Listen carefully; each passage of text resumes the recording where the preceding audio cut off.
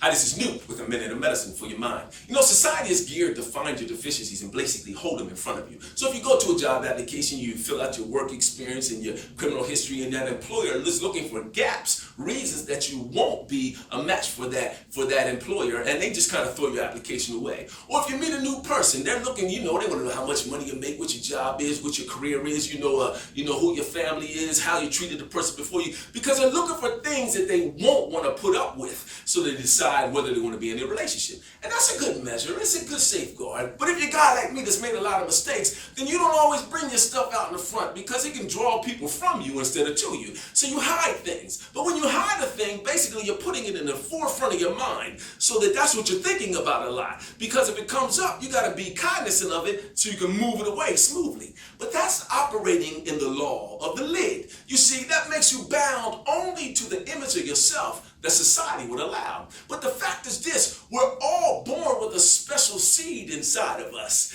And we don't often manifest that thing the way it needs to be manifested. So what I'm trying to say to you today is real simple. See, true leadership is just a matter of self-manifestation, where you discover who you're born to be and you decide to be bold enough and confident enough to become that person. Now you remember Jeremiah. He was a young boy and God was telling him he was going to do all these great things, and he said back to God, but I'm too young. But God didn't deal with him because he said he was too young. He just said, don't say you're too young. He said, go where I say go, do what I say do, and eventually you'll become what I just said that you'll become. So despite the blunders of your past or the law of the lid that might be present in your life, the seed of influence is in you. It's just a matter of self-manifestation. So be bold enough and confident enough to activate that seed in you so you can awaken that greatness that's lying dormant in you. This is New with a minute of medicine for your mind.